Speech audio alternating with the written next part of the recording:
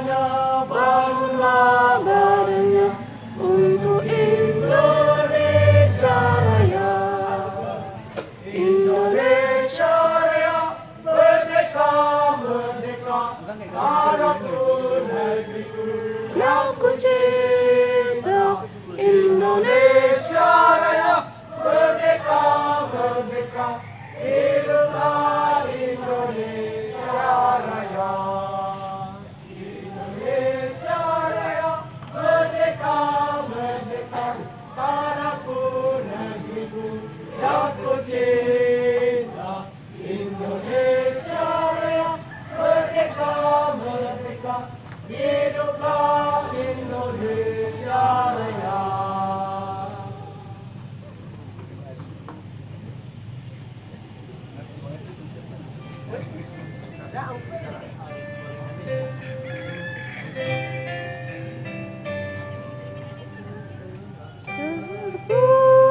Terpujilah wahai Engkau, Ibu Bapa Guru.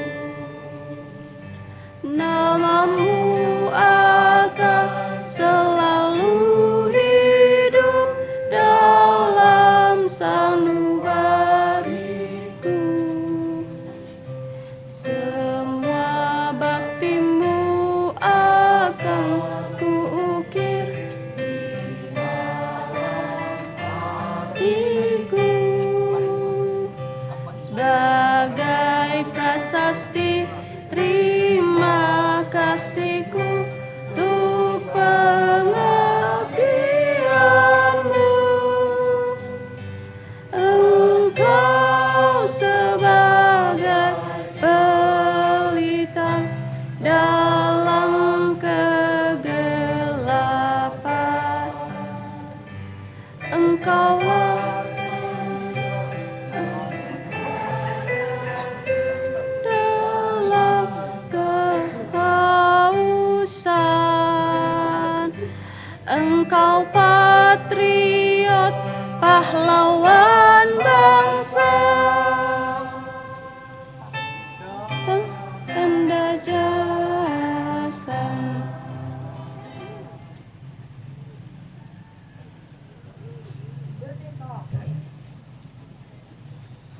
Pertolongan kita di dalam nama Allah, Bapa, Putra, dan Roh Kudus yang akan menaungi kita dengan pencerahan iman dan intelektual di hari ini dalam wujud nyata aksi solidaritas bagi para dosen-dosen kita. Dalam Allah Tritunggal. Amin. Bersama kita pujikan satu pujian dari Kidung Jemaat Indonesia Negaraku, Kidung Jemaat 336. Kita pujikan ayatnya yang pertama, Indonesia Negaraku, Tuhan yang memberikannya, kuserahkan hidup-aku pada Yang Maha Esa. Kita angkat bersama pujian ini. Indonesia negaraku, Tuhan yang memberikannya, ku serahkan di doaku pada Yang Maha Kuasa. Indonesia negaraku, Tuhan yang memberikannya. Indonesia negaraku, Tuhan yang memberikannya,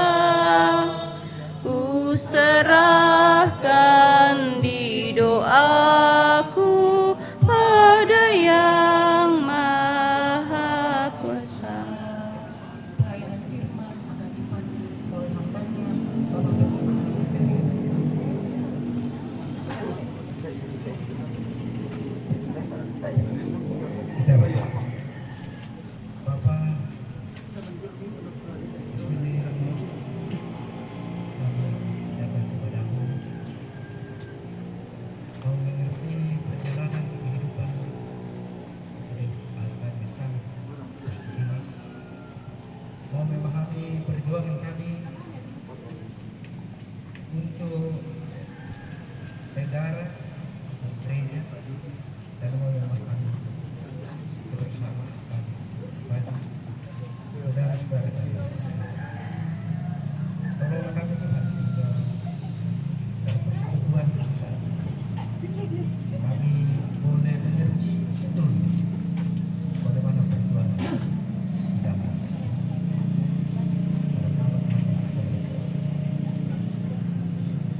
saudara-saudara, refleksi bagi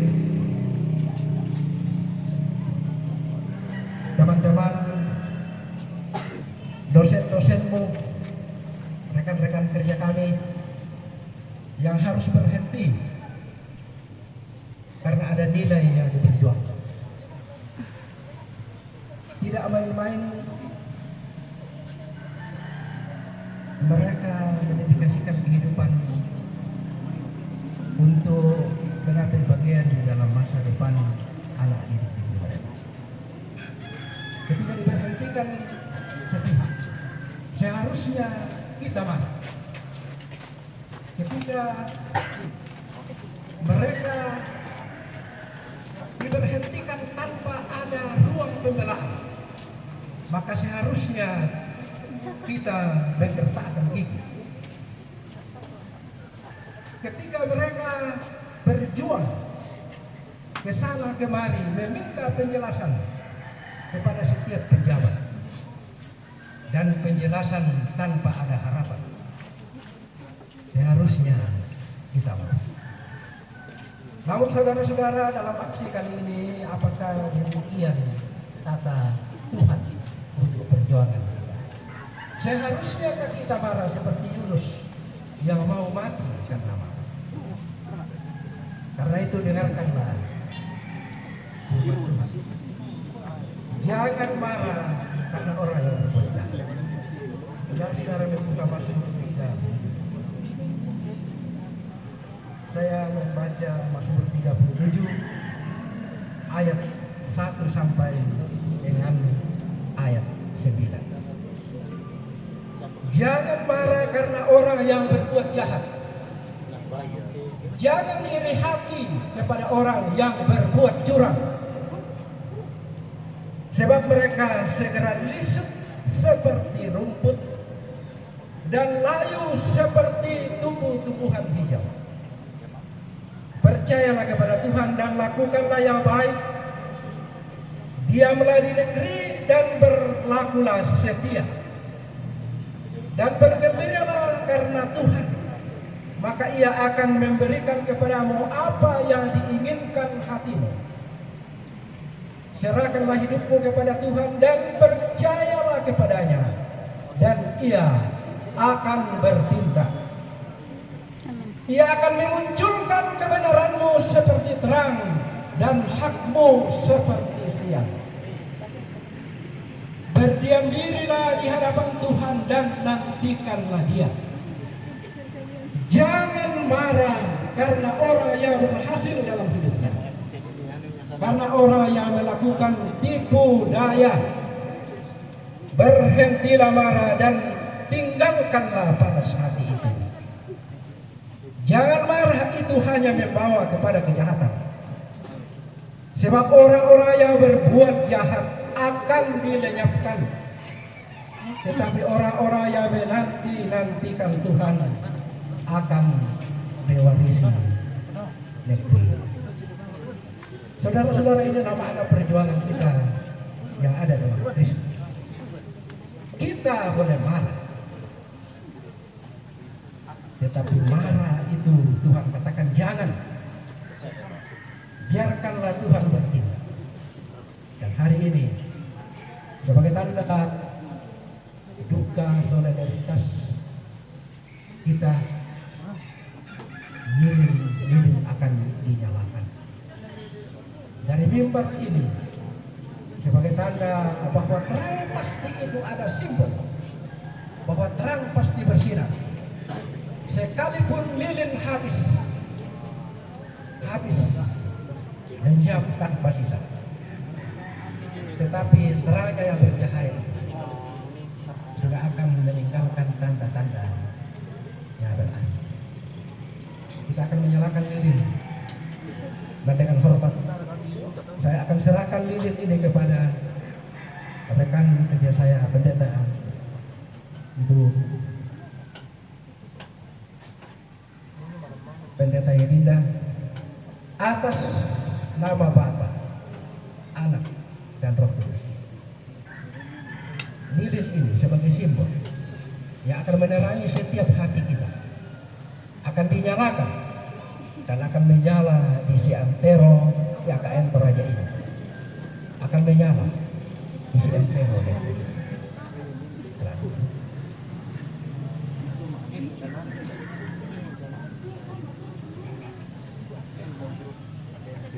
Dosen-dosen maju untuk menyalakan lilin. Silakan dulu nyalakan lilin.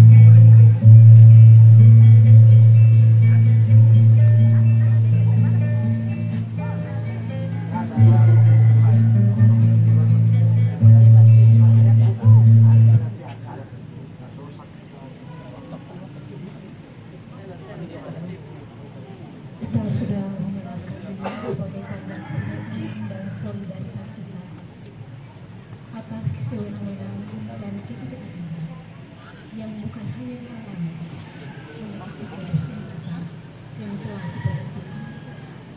Saya sebut namanya dengan hormat. Bapak Pendeta Dr. Sulaiman Maulin, utusan Gereja Toraja, Home Base Pasca Sarjana dengan keahlian Islamologi, satu-satunya yang kita miliki saat ini. Islamologi dan kita sudah pernah. Yang kedua, Bapak Peter Rangdan Boa, SKMSI. MSc adalah anggota Institut Teologi Gereja Toraja, yang saat ini home base-nya adalah FTSK. Dan yang ketiga adalah Bapak Ayub Alexander, asal gerejanya dari Gapso. Selain dari ketiga rekan kita ini, masih ada beberapa mahasiswa yang juga menjadi korban yang diambil karyanya tanpa seizin dari yang bersangkutan. Dan hal ini terjadi di depan mata kita. Kita tahu dengan hati nurani kita bahwa itu salah. Kita sudah melawan, sudah menyatakan itu salah. Namun belum dapat perhatian yang seharusnya dan sepantasnya dari pemerintah. Tapi kita mengandalkan Tuhan, karena tidak ada yang berkuasa itu. Kita masuk dalam acara selanjutnya, yaitu pembacaan refleksi. Jika ada yang sudah haus, bisa sambil minum kopi teh di alam ya. Di alam ada juga gelas di sana.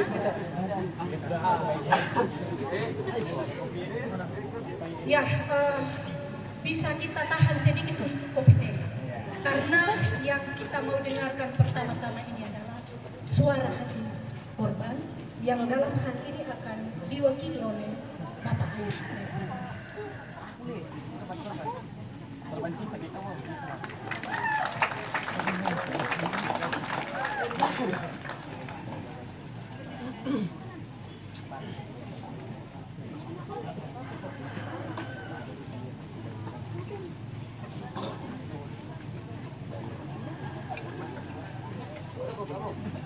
Shalom, selamat sore untuk kita semua.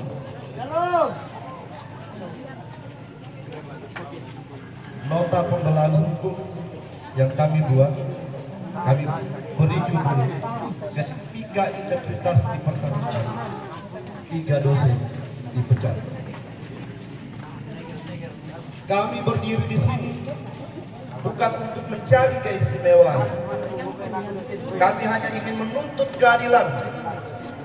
Nota ini bukan sekedar tumpukan pasal dan ayat, melainkan ungkapan dari 3 pendidik yang telah dipecat karena memilih berpihak pada nilai kebenaran. 3 dosen tetap non-ASN diberhentikan dari tugasnya secara sepihak karena melakukan mogok mengajar. Namun, mogok itu bukan tindakan semena-mena. Itu adalah seruan diam penuh makna, protes terhadap dugaan plagiarisme dan penyalahgunaan wewenang yang dilakukan oleh rektor sendiri. Apakah tindakan itu layak dihukum dengan pemecatan? Apakah hati nurani seorang pendidik tak lagi punya tempat instruksi akademik, khususnya di Institut Agama Kristen Negeri Toraja? Kami tidak menyangkal bahwa mogok mengajar kami lakukan, tapi kami juga tidak akan membiarkan tindakan moral yang luhur disamarkan dengan pelanggaran. Ini bukan pemberontakan. Ini adalah peringatan bahwa integritas akademik sedang dilukai. Pemecatan ini bukan hanya soal keputusan, tetapi juga proses dan motif di baliknya. tidak ada klarifikasi, tidak ada pembelaan, tidak ada ruang diskusi. Hanya sepucuk surat cinta yang memutus harapan dan menghapuskan pengabdian yang selama ini kami lakukan. Hukum negara kita, undang-undang hingga putusan mahkamah semua menempatkan keadilan, kebebasan akademik, dan hak untuk menyampaikan pendapat sebagai pilar utama negara demokrasi. Tindakan mogok adalah bagian dari kebebasan akademik yang dijamin dalam pasal 28E Undang-Undang 1945, Undang-Undang Dosen dan Undang-Undang Pendidikan Tinggi. Itu juga bagian dari kewajiban moral dosen untuk menjaga norma dan etika akademik sebagaimana diatur dalam pasal 60 Undang-Undang Guru dan Dosen. Lebih dari itu, protes tersebut merupakan bentuk pelaporan pelanggaran yang secara tegas dilindungi dalam Undang-Undang Nomor 31 Tahun 2014 tentang perlindungan saksi dan korban. Dalam negara hukum, pelapor tidak boleh dipecat, mereka harus dilindungi.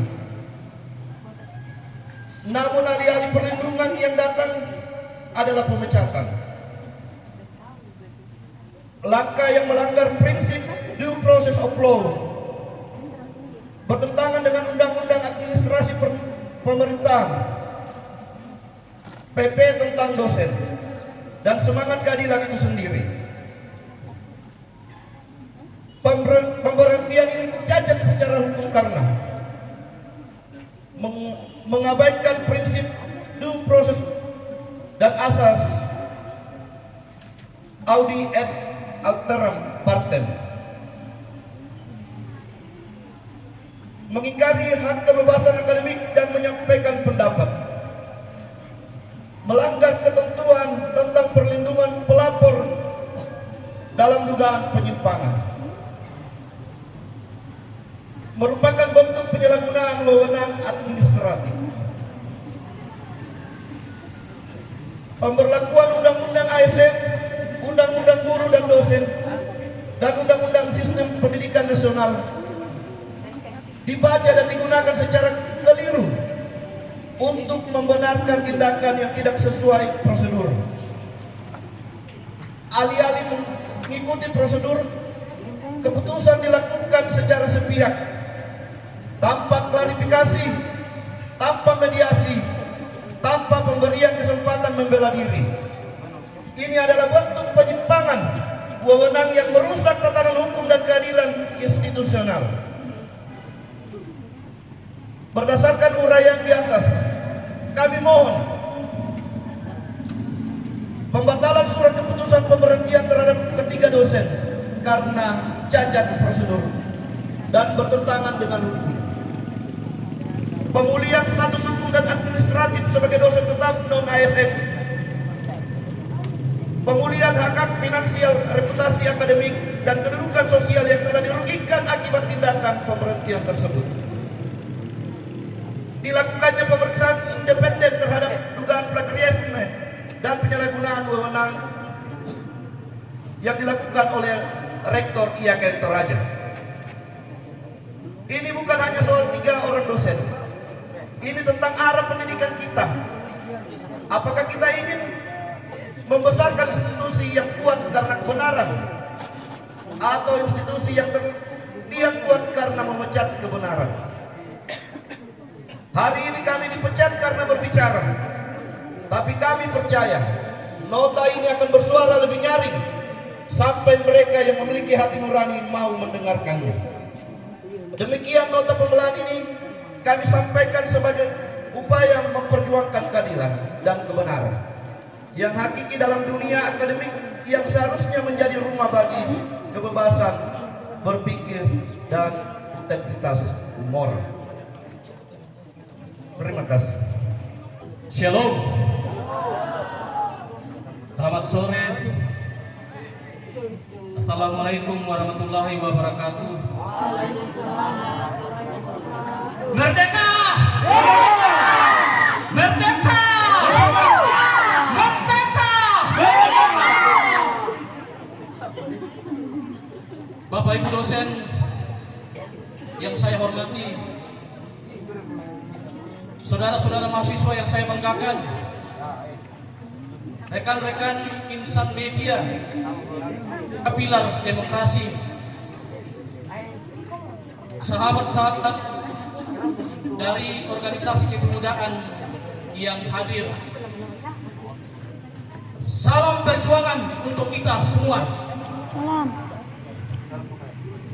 Hari ini 20 Mei 2025 kita berkumpul memperingati Hari Kebangkitan Nasional yang ke-117. Seabad yang lalu, tepatnya 20 Mei tahun 1908, berdirilah sebuah organisasi pergerakan nasional, yaitu organisasi Budi Utomo. Berdirinya organisasi Budi Utomo, Bapak Ibu saudara-saudara, adalah awal kebangkitan nasional menuju Indonesia merdeka.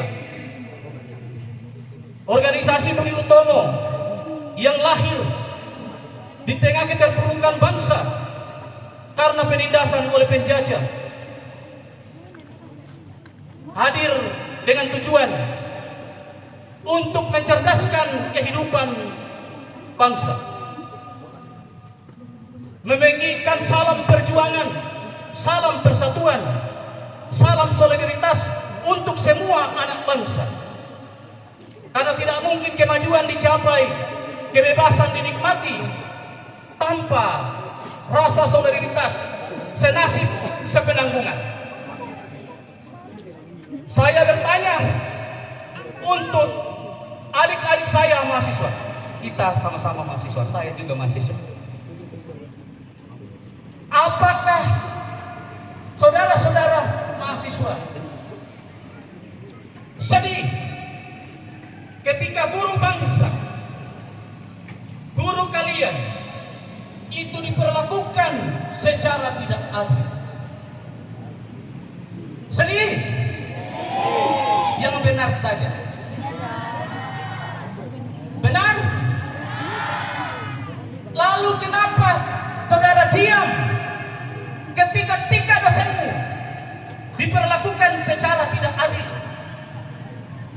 Mereka mogok belajar itu dalam aksi mengajar. Berapa kali mereka tidak masuk kelas? Berapa kali? Dalam kontrak perkuliahan, saudara-saudara mahasiswa, itu berapa kali diberi toleransi tidak hadir? 4 kali. Ada yang 3. Tapi ini 2 kali tidak hadir. Apakah ini adil lalu di DO? Lalu mengapa saudara-saudara diam? Lawan! Kalau begitu lawan! Lawan! Jangan pernah berhenti untuk lawan. Kampus adalah tempat untuk mensemaikan demokrasi. 3 dosenmu, 3 rekan kami tidak diberi tempat untuk melakukan pembelaan diri. Tapi saya sedih, kawan-kawan. Saya habis ujian proposal, besoknya saya langsung ke Toraja. Karena hati saya resah, hati saya sedih. Kok tidak ada pergerakan untuk membela, untuk berdiri bersama dengan 3 dosenmu. Terima kasih kawan-kawan, boleh hadir saat ini. Aplaus untuk saudara. Ini tanda bahwa saudara masih punya nurani dan jangan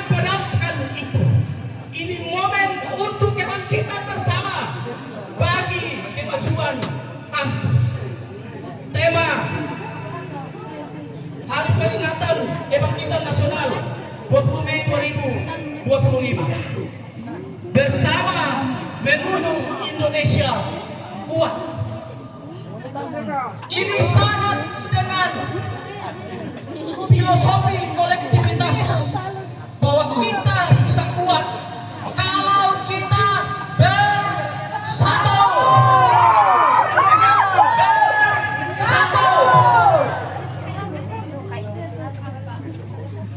Subtema aksi solidaritas kita, saudara-saudara, adalah menjaga terang kebangkitan di tengah redupnya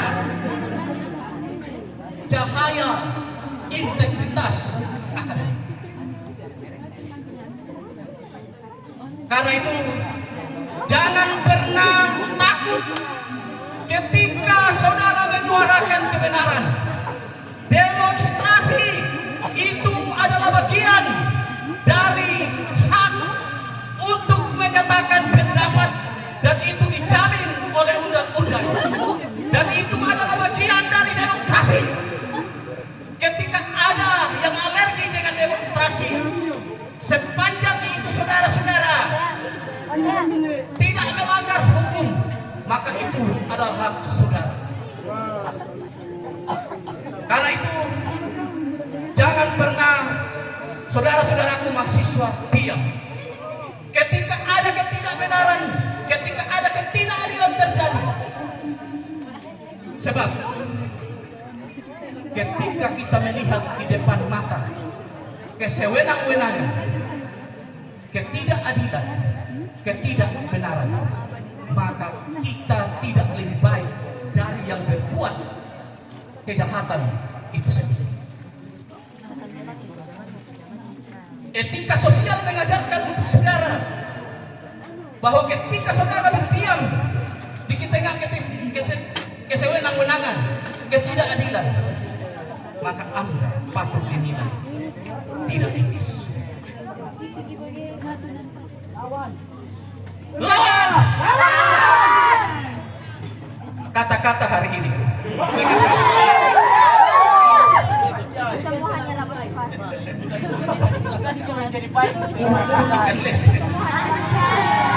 Lawan,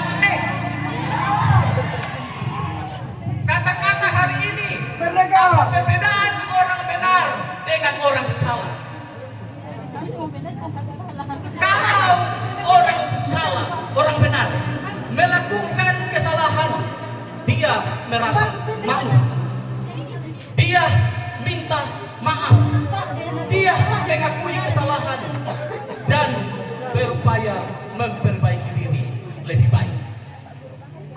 Tapi orang salah ketika melakukan kesalahan, dia akan berupaya 1000 macam cara untuk mencari alasan untuk membenarkan diri.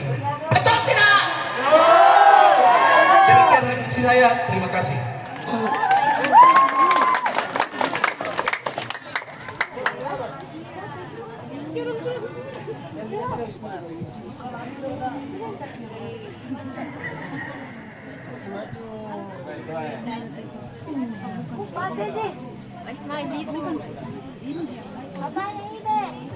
Shalom. Assalamualaikum warahmatullahi wabarakatuh.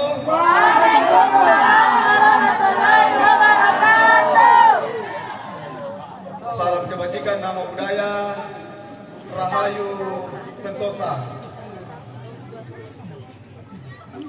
Terima kasih untuk kesempatan ini menyampaikan beberapa hal di sekitar kebangkitan nasional dalam kaitannya dengan kemajuan pendidikan di IAKN Toraja. Saudara-saudara, tentu kita tahu bahwa pendidikan itu merupakan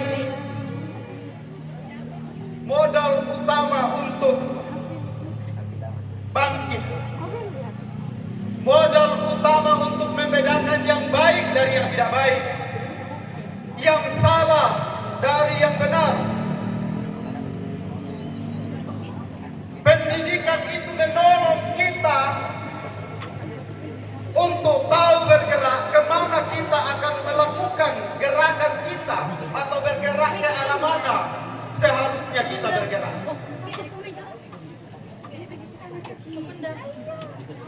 Pendidikan itu di kampus yang tercinta ini bukan hanya berbicara di sekitar kognitif kita, tetapi di kampus ini juga kita diajar tentang bagaimana kita hidup berkarakter Kristiani, termasuk berintegritas Kristiani. Pendidikan kita akan menolong kita untuk menciptakan insan-insan yang lebih baik, kader-kader pemimpin bangsa ini, kader-kader yang berjuang untuk terus menyatakan kebenaran. Di kampus ini saudara-saudara tentu kita bermimpi bahwa masa depan kita sebagian ditentukan oleh proses yang kita alami dalam pendidikan melalui pembelajaran yang kita lakukan di tempat ini. Karena itu motto kita IAKN Toraja, Men Constantia et Max. Kita tidak berbicara kognitif kita saja, pengetahuan saja, tetapi kita juga berbicara tentang bagaimana kita mewujud nyatakannya melalui afektif kita, kelakuan kita, sikap kita, sifat kita. Pendidikan kita juga mengarah pada bagaimana membentuk kita dalam aspek psikomotorik. Karena itu ketika kita berbicara pendidikan di kampus ini, maka kita tidak sekadar berbicara tentang teori-teori, tetapi kita juga berbicara tentang bagaimana mempraktekkan teori itu di dalam kehidupan kita, dalam kebersamaan kita dengan orang lain, dalam budaya kita, termasuk dalam bagaimana cara kita beragama. Apa gunanya kita berdoa, tapi tidak ada sesuatu pun yang kita wujud nyatakan dalam kehidupan kita. Justru kita semena-mena, justru kita sewenang-wenang terhadap orang-orang di sekitar kita, termasuk rekan-rekan kerja kita.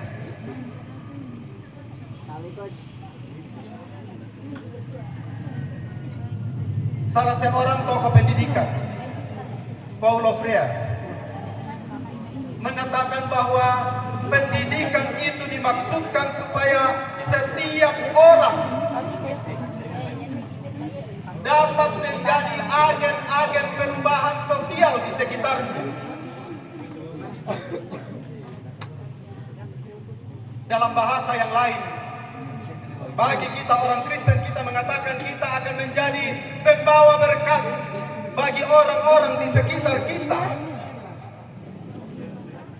Bagaimana kita dapat menjadi agen pembaharuan sosial atau agen perubahan sosial? Pertama-tama, pendidikan kita menolong kita untuk berpikir kritis dan berpikir kreatif. Kalau tadi Pak Yan mengatakan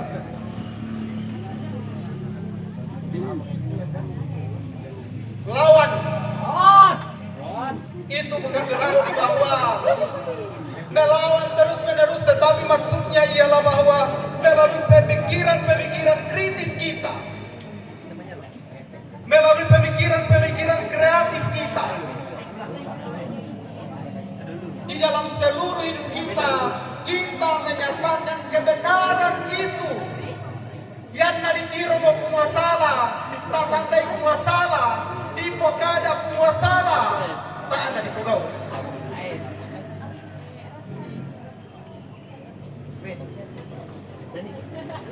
Sayangnya, kadang-kadang kita tahu salah, Tapi dalam hati kecil kita mencoba mengatakan salah. Hatinde, tong. Lama-lama kesalahan itu kita lihat sebagai sebuah kebenaran dan terus mengangkatnya sebagai sebuah kebenaran. Dan kita tidak mendapat apa-apa. Teman-teman sekalian, pendidikan dimaksudkan untuk meningkatkan keterampilan kita, meningkatkan kompetensi kita.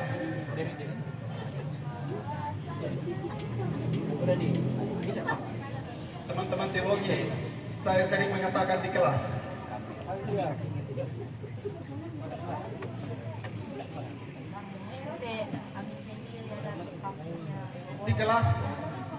saya mengatakan bahwa ada 879 kemarin ikut tes. Berapa nih? Lulus 70. 809 belum lulus. Artinya apa? Teman-teman sekalian, lapangan kerja makin kompetitif. Yang dibutuhkan adalah orang-orang yang mampu mengembangkan keterampilannya, mampu mengembangkan kompetensinya.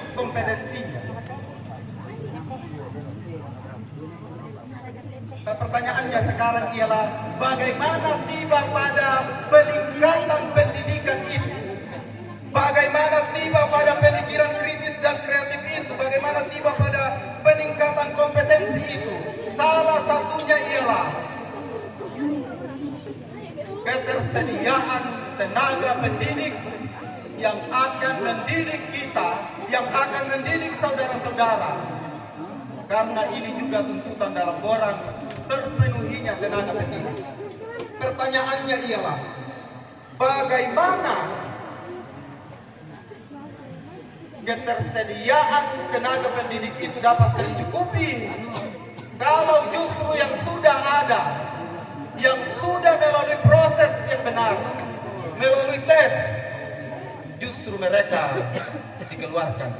Dan disinilah kita berpikir, merenung bersama-sama, layakkah mereka menjadi korban untuk hal-hal yang tidak seharusnya, di mana mereka jadi korban. Terakhir, ini lupa. Terakhir, karena itu kalau kita ingin menjadikan kampus kita ini menjadi kampus yang maju, yang katanya akan menjadi kampus yang go internasional di Asia tahun 2000, maka sangat penting untuk menjadikan pilar-pilar yang ada di kampus ini menjadi pilar yang maju di dalam semua bagian-bagiannya, termasuk dosen.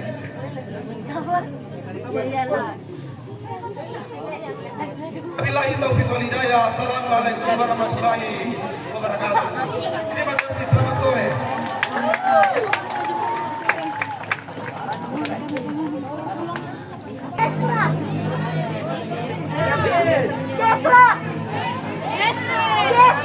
Dari gereja, silakan semuanya maju.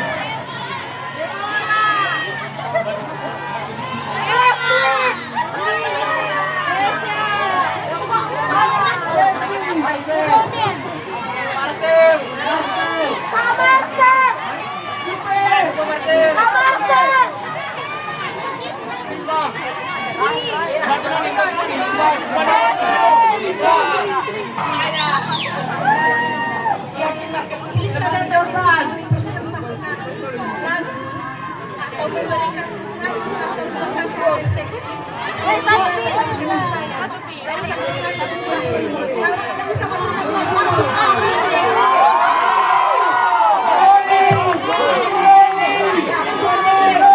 Sama kalau ada yang mau menyampaikan refleksi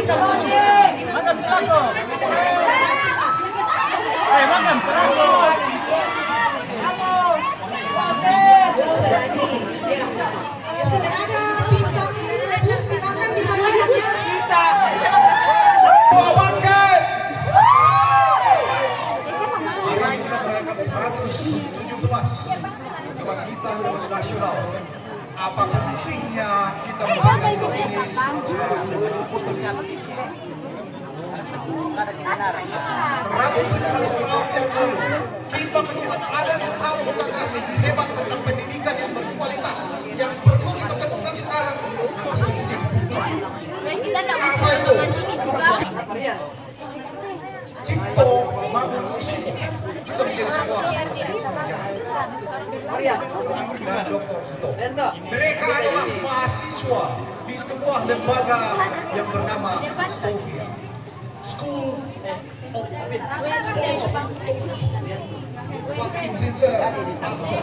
sekolah kedokteran yang memberi kebebasan berdiskusi di sekitar itu saat ini Indonesia tertutup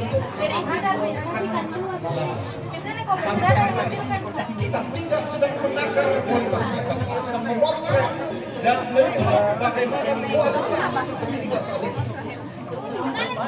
Pemuda-pemuda ini sanggup melahirkan sebuah organisasi dan diskusi kritis yang dikenal dengan nama Budi Utomo. Ini tidak lahir dari kelas yang 16 kali pertemuan di kelas Mangun 3. Ini lahir dari situasi seperti ini. Dan ini disadari oleh pemerintah sehingga yang disebut tadi oleh Pak Mari, Paulo Freire yang menghendaki adanya kurikulum pedagogi Stovia waktu itu. Perhatikan, 1908 sampai 1928, 20 tahun sesudah itu, apa yang lahir tanggal 28 Oktober 1928 anak-anakku? Sumpah Pemuda, lagi-lagi pemuda, bukan orang tua. 37 tahun sesudah itu, 17 Agustus 1945, apa yang terjadi? Karena itu kebangkitan nasional memang penting untuk kita pikirkan dan kita ulas kembali. Sebab semua ini berlatar belakang satu, pendidikan yang berkualitas dan dimotori oleh pemuda, mahasiswa. Sekali lagi, pemuda dan mahasiswa. Anda lihat, kalau saja 3 orang pemuda yang kayaknya hilang dari sejarah, maka ya pertama tidak akan ada. Apa yang menarik dari 3 orang pemuda sebelum dilaksanakannya pertama Air Besar, Bikana, dan temannya melakukan penculikan bab Soekarno-Hatta tanggal 16. Desain strategi seperti ini di luar kotak, out of the box. Tapi karena 3 pemuda ini hebat memikirkan strategi yang luar biasa, melanggar etika, tapi mereka akan etika. Esoknya tanggal 17, Indonesia dideklarasikan oleh Soekarno-Hatta merdeka. 3 pemuda yang tidak boleh dilupakan. Anak-anakku sekalian, hal yang penting untuk kita lihat, pendidikan berkualitas tidak boleh diabaikan keterkaitannya dengan guru. Ketika Jepang dibom tanggal 6 Agustus dan 9 Agustus 1945, Hiroshima dan Nagasaki, hancur Jepang. Pertanyaan saya, Kaisar Hirohito mencari siapa waktu itu? Kaisar Hirohito mencari siapa? Goro. 79 tahun yang lalu, kebangkitan Jepang tidak sampai 117, hanya 79, hampir 80, hampir 80. Kebangkitan Jepang membuat negara ini maju luar biasa, peradaban dan pendidikannya, kualitas pendidikannya. Karena yang dicari pertama-tama adalah silakan dari Kaisar Hirohito, guru. Maka Jepang menunjukkan roket kemajuan pendidikan yang hebat, kualitas pendidikan yang luar biasa. Anak-anak sekalian, saya memperkirakan perkirakan di antara kalian akan banyak lagi pemimpin-pemimpin, bukan hanya guru.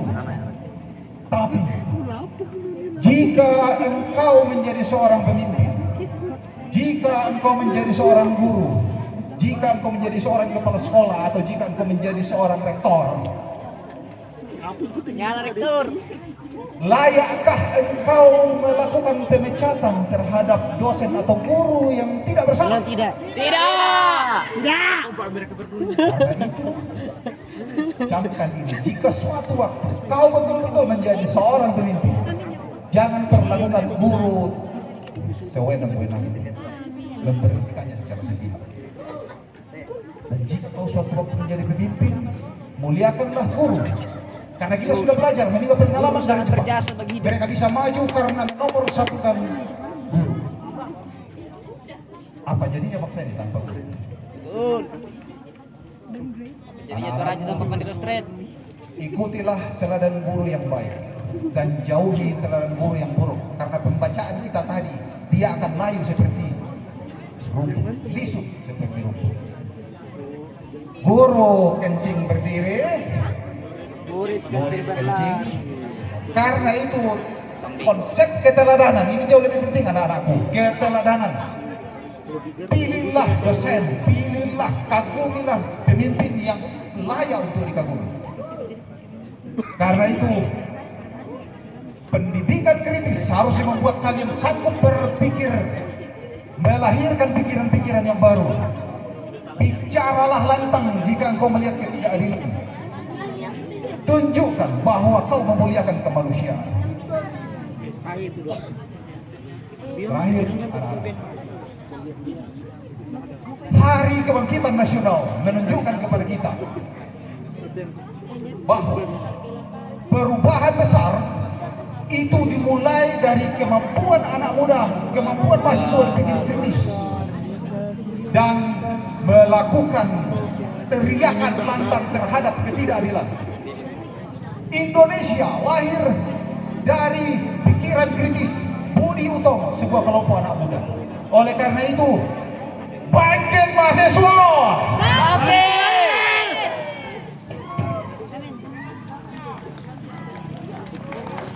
Indonesia merdeka. Bisa?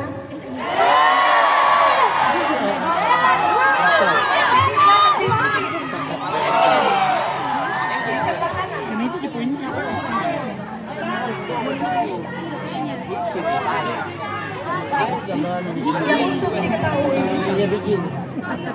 biaya yang kami keluarkan selama ini untuk pergerakan tidak ada sumbangan dari siapa-siapa, namun pengorbanan oleh dosen-dosen untuk menegakkan keadilan dan kebenaran di tempat ini. Di mana kita mendidikkan kepada mahasiswa tentang kebenaran firman Tuhan. Justru di tempat ini kita menginjak-injak yang namanya keadilan, kebenaran, dan kemanusiaan. Apakah itu benar, saudara-saudara? Tidak.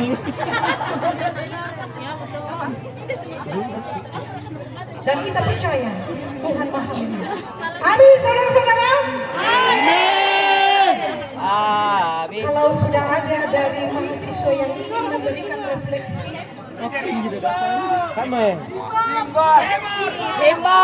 persilahkan ke Tidak ada dosen pul. Tidak diajar. Oh noni. atau berpikir Orel.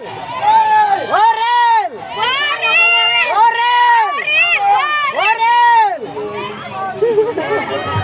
Beda boleh.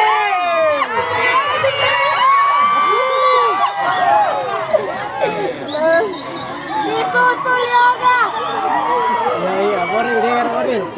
Nah, sosok. Ya, Shalom. Disusul Aldi. Biar kita yang hadir Tuhan makin saya. Oke teman-teman, saya ingin membuat puisi yang tidak cukup berdurasi 8 menit. Dan ini bukan hasil plagiarisme karena milik Saya hanya membacakan. Cek ternitin deh. Hari ini di bawah langit yang seharusnya adil. Bagaimana? Tidak ulang. Biar feelnya makin dapat. Hari ini di bawah langit yang seharusnya adil. Kami berdiri bukan karena kami lemah, tapi karena kebenaran telah dilukai dengan sengaja. Rektor, engkau duduk di singgasana kekuasaan, tapi kami tahu bahwa kekuasaan tanpa nurani hanyalah topeng kezaliman.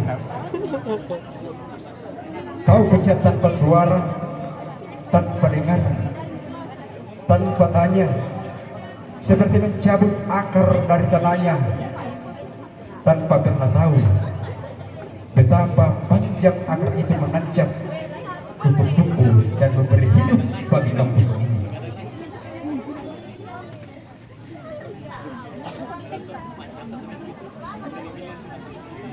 Apakah kau pikir kami takut? Tidak. Tidak. Kini kami bersuara karena keadilan telah digunting di meja tanpa musyawarah. Hari ini kami tidak hanya menuntut nama yang kau pecat, tapi kami menuntut martabat yang kau injak, aturan yang kau lewati, dan akal sehat yang kau hianati. Jabatan boleh memudar,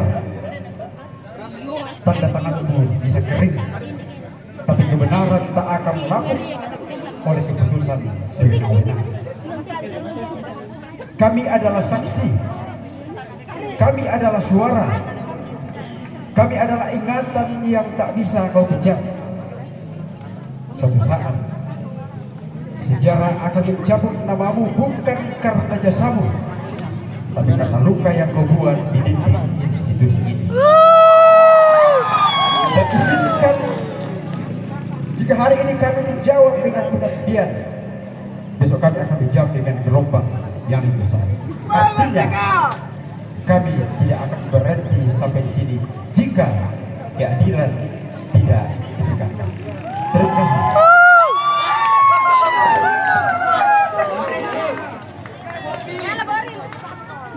Nek, utara Marcel, kasih rusak itu mimbar dulu. Menyala mahasiswa. Menyala. Salah satu hal juga yang Orang sambil itu tuh injak-injak betul, wah. Kumpul uang 2000. sebagai akibat dari perbuatan satu orang. Banyak orang. Kita dicap tidak baik oleh masyarakat Tiba-tiba ini yang kemudian pintar sekali nih. Salah. berakibat Senti. pada keluar surat edaran kejemaah-jemaah untuk memprioritaskan lulusan dari salah satu universitas. Yang paling parah.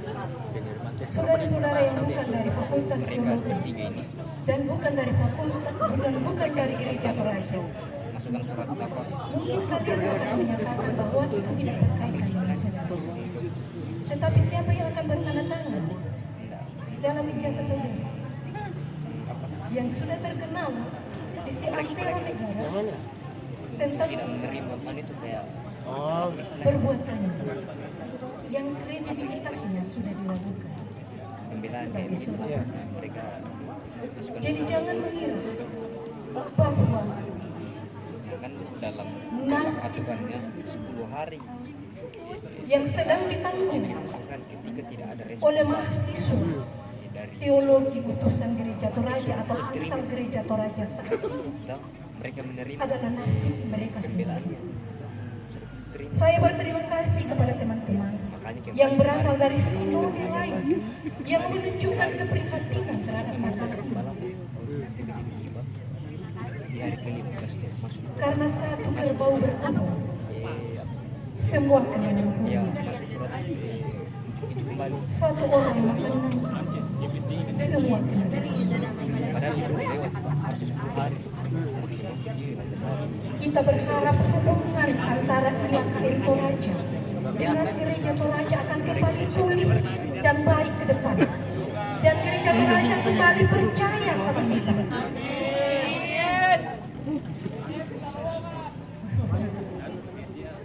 Karena yang melakukan ketidakbenaran dan menginjak keadilan di tempat ini hanya beberapa orang, tidak semua. Ya, untuk orasi selanjutnya atau refleksi selanjutnya sepertinya sudah tidak sabar lagi. Kita sambut Pendeta Ivan Samubuti.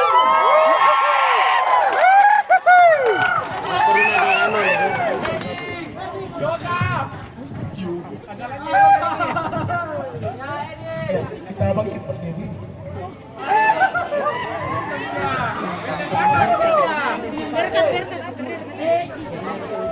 Letakkan tangan kanan di dadamu dan lepaskan tangan kirimu. Di tangan kiri adalah simbol perlawanan. Tangan kanan tidak ada, tangan kiri. Ayo, lepaskan tangan kiri dan letakkan tangan kanan. Yalah bangku. Ikuti saya. Bangkit, lawan, menang.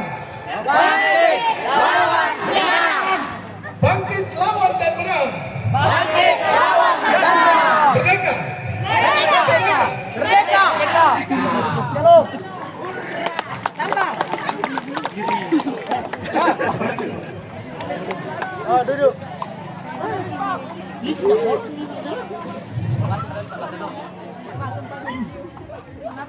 Notis Autumn ini adalah tulisan yang ada di Akademia Platon di abad keempat sebelum Masehi. Kalian lihat apa tulisannya? Lihat. Tapi tidak tahu baca. Notis Autumn. Kalau saudara masuk dalam Akademia Platon, maka di depan itu ada tulis Notis Autumn. Kenalilah dirimu sendiri, tapi jangan pakai begitu. Apa yang ingin saya katakan? Syarat pertama untuk menjadi seorang pemikir adalah kenalilah dirimu sendiri. Tak bimbang. Apa yang dilakukan di abad keempat sebelum Masehi di Akademia? Akademia itu terjadi apa yang disebut sebagai sebuah diskursus. Kalau Sokrates, gurunya Platon, mengatakan terjadi apa yang disebut sebagai dialektika kritis. Mana? Untuk bisa menjadi pemikir dulu diri. Mana? Sebuah dialog yang terus terjadi secara terus-menerus yang dilakukan oleh Sokrates di kota Athena dan kemudian diteruskan oleh gurunya Platon. Apa yang ingin mereka sampaikan? Mereka ingin mengajak para murid-muridnya untuk hidup dalam sebuah diskursus terus-menerus, untuk hidup dalam sebuah dialektika secara terus-menerus. Mengapa? Karena sesungguhnya hanya sedikit orang yang berpikir dan selebihnya hanya mengikuti tradisi. Saya tidak tahu mahasiswa-mahasiswa IAKM ini, apakah sebagian besarnya sudah berpikir atau sebagian besarnya hanya mengikuti tradisi, mengikuti keinginan-keinginan yang seharusnya bukan seharusnya, kata David Hume. Kata David Hume, apa yang ada bukan berarti apa yang seharusnya ada. Dan apa yang terjadi hari ini bukan berarti apa yang seharusnya terjadi. Mengapa? Artis di Thailand nih. Karena situasi ini telah membuka apa yang disebut sebagai dialektika kritis. Situasi ini telah membuka apa yang disebut sebagai Lihatlah dan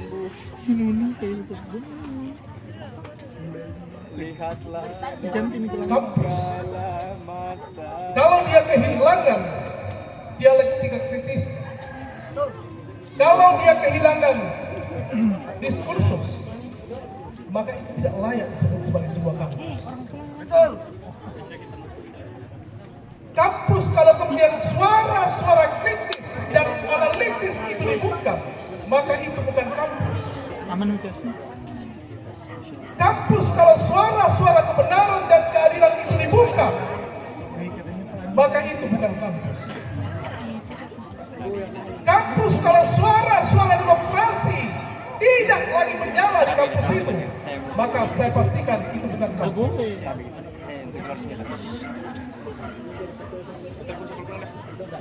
Sehingga kalau ketika kita ada di sini bersama-sama, kita bersama ingin menyatakan tentang suara hati nurani kita. Saya tidak digerakkan oleh apapun. Teman-teman yang lain, dosen yang lain tidak digerakkan oleh apapun dari luar dirinya. Tetapi mereka hanya digerakkan oleh satu hal, yaitu hati nurani. Siapa yang menggerakkan saudara-saudara untuk datang ke sini? Hati nurani kita. Hati nurani kita yang membuat kita berada di sini. Sehingga kita semua berada di sini dalam rangka untuk melakukan apa yang disebut sebagai diskursus. Sehingga pertanyaan saya, apakah kampus IAIN masih layak disebut kampus? Kalau terjadi pembungkaman terhadap nilai-nilai keadilan, apakah masih layak disebut kampus? Tidak. Apakah masih layak disebut kampus kalau kemudian nilai-nilai kebenaran sudah tidak dijunjung tinggi? Apakah masih disebut kampus kalau nilai-nilai integritas tidak lagi menjadi bagian dari kehidupan yang bukan saya yang mengatakannya, tapi saudara yang mengatakan. Ya?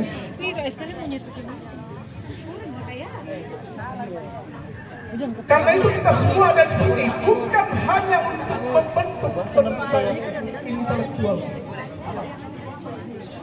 Apa harapan gereja? Apa harapan dari stakeholder sebenarnya terhadap kampus ini? Harapan dari semua stakeholder, harapan dari gereja adalah kampus ini dibangun pertama-tama dengan integritas. Karena itu saya tadi memulai dengan kata noti seauto. Kenalilah dirimu sendiri tapi jangan berlebih-lebihan. Apa yang ingin saya katakan? Bahwa kehidupan itu pertama-tama harus dibangun dengan integritas. Tanpa itu, maka semua yang kita lakukan menjadi sia-sia. Karena itu saudara-saudara, sekalipun saudara punya intelektual yang bagus, tetapi integritasmu hancur, maka semua tidak ada gunanya. Sekalipun saudara rasionalitasmu saudara anggap sebagai orang yang punya rasionalitas yang baik, tetapi integritasmu hancur, maka itu menjadi buta, tidak ada gunanya. Karena itu sesungguhnya gereja mengharapkan bahwa situasi yang terjadi hari ini itu tidak terjadi. Pembungkaman terhadap integritas, pembungkaman terhadap dosen itu tidak terjadi. Mengapa? Karena ini adalah sebuah wilayah akademik di mana kita bisa melakukan diskursus dan di mana kita memperlihatkan tentang integritas kita. Kalau beberapa waktu, belum beberapa minggu, salah satu gereja mengeluarkan surat memprioritaskan jurusan teologi dari kampus yang berbeda dari kita, tentu bukan kampus yang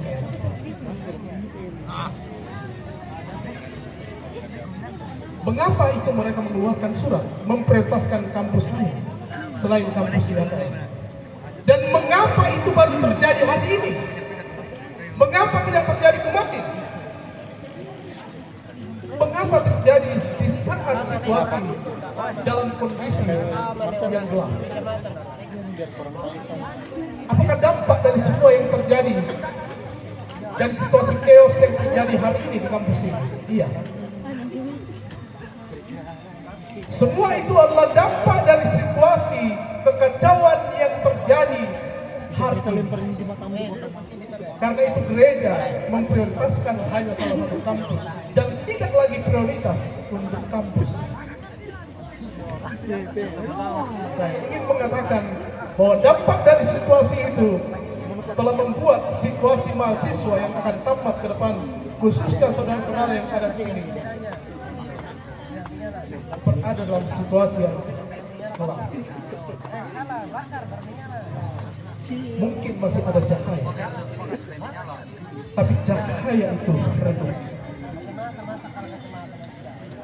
Mungkin masih ada cahaya, tapi cahaya itu tidak sebesar lampu neon yang ada di sini, tetapi hanya sebesar lilin-lilin yang ada di tempat ini. Lalu siapa yang akan memperjuangkan nasib saudara-saudara?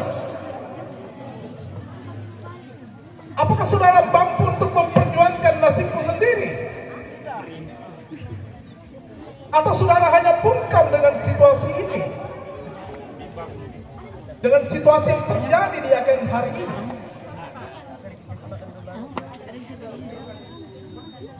Karena itu, kita berharap bahwa teman-teman mahasiswa yang hari ini ada di sini dan berjuang untuk keadilan dan kebenaran, kita semua berharap bahwa pintu itu masih terbuka dan saudara-saudara punya jalan yang semakin terang. Bagaimana caranya? Saudara harus bersuara. Kepada siapa? Saudara harus memperbaiki situasi yang ada di tengah-tengah saudara hari ini. Mengapa? Karena situasi pertama berawal di sini. Situasi kekacauan ini pertama-tama ada di tengah-tengah kampus ini. Masalahnya bukan ada di gereja, bukan. Lalu masalahnya ada di mana? Masalahnya ada di sini. Karena itu situasi itulah yang kemudian berdampak kemana-mana, termasuk berdampak pada kehidupan.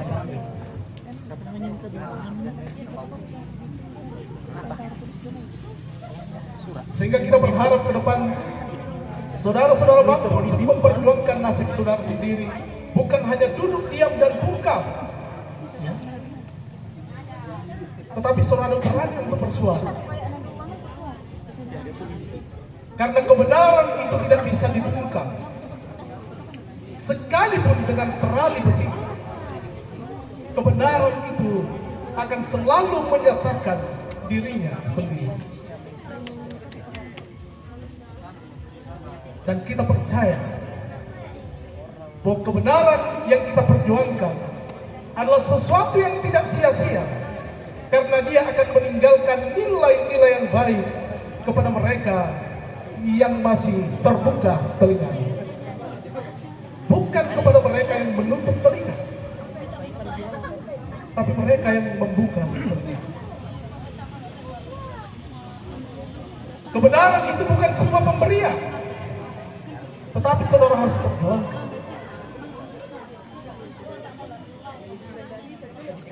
Karena itulah kita berharap bahwa saudara-saudara semua yang ada di sini tidak hanya diam di sini, tetapi ke depan mulai berani untuk menyatakan suara-suara kebenaran dan keadilan yang harus saudara perjuangkan. Saya ulangi, apa yang ada tidak berarti apa yang seharusnya ada. Apa yang terjadi hari ini bukan berarti itulah fakta kebenaran, tetapi itu adalah sebuah pembungkaman terhadap dunia akademik yang saudara harus perjuangkan. Apakah saudara-saudara berani berjuang? Kalau saudara berani berjuang, angkat tangan kirimu. Lawan. Lawan dan menang. Lawan dan menang. Lawan dan menang. Lawan dan menang. Terima kasih.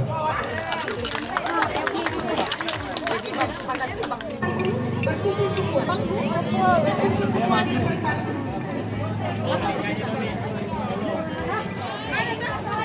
Berkumpul semua di depan panggung, kita akan menyanyikan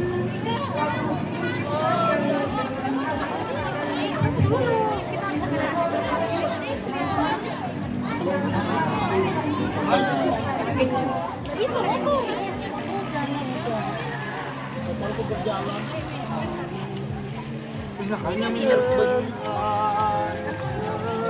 ya, dipersilakan kepada mahasiswa untuk membacakan puisinya.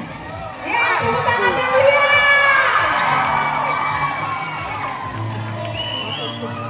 Shalom, selamat sore untuk semua.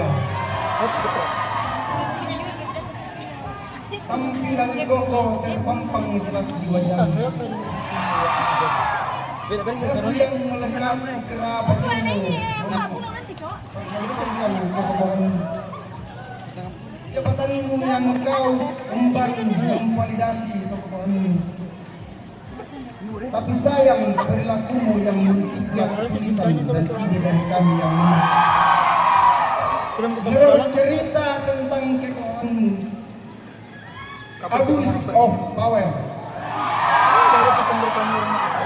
yang kau lakukan kepada mereka yang mengkritisimu, meredukan dan memporak-porandakan kekokohanmu.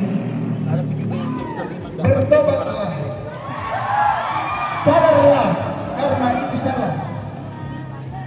Semuanya itu tidak mempertontonkan kekokohanmu, melainkan memberikan kesadaran bahwa dirimu lemah.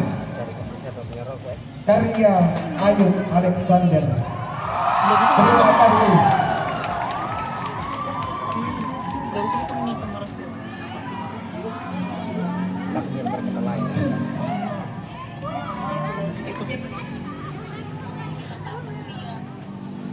Baik.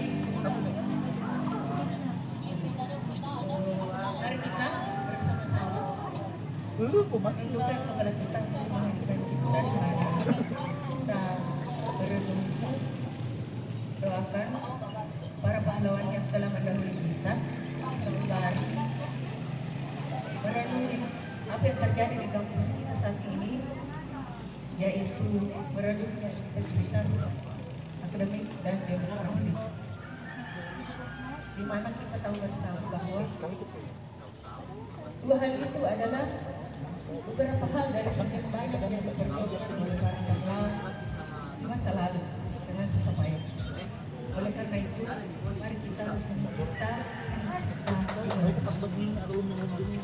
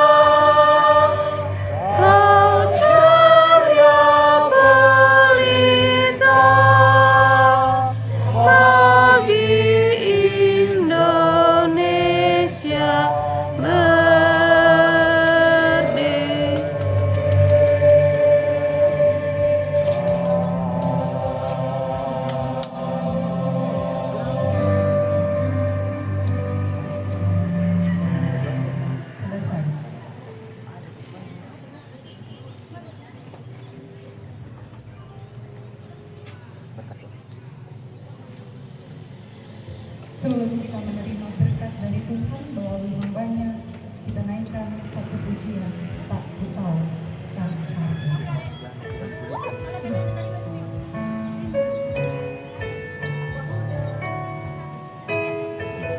Siap alto. Siap tenor. Siap sopran. Ku tahukan hari esok, namun langkahku tegak. Bukan surya ku harapkan, karena surya kan lenyap. Tiada ku gelisah akan masa menjelang. Ku berjalan serta Yesus, maka hatiku tenang. Banyak hal tak ku pahami akan masa menjelang, tapi terang bagiku ini tangan Tuhan yang pegang. Saudara-saudara, di sini kita berada bersama kasih, rasakan bersama saudara-saudara. Yakinlah bahwa kebenaran akan muncul seperti ini yang terus menyala. Nantikanlah keadilan dari Tuhan. Dialah yang memberikan keadilan yang sebenarnya. Kita doakan mereka yang berduka dan berduka. Ya Bapa, tolonglah mereka dengan kesehatan, dengan kekuatan untuk terus berjuang. Tolonglah kami semua ini, nyalakanlah di dalam hati kami api berjuang untuk terus mewujudkan akan kebenaran di dunia ini. Saudara-saudara kampus ini adalah milik Tuhan sendiri. Kembalilah di tempatmu masing-masing. Terima berkat Tuhan. Tuhan memberkati engkau dan melindungi engkau. Tuhan menyinari engkau dengan wajahnya dan memberi engkau kasih karunia. Tuhan menghadapkan wajahnya kepadamu dan memberi engkau damai sejahtera. Semua mengatakan Amin.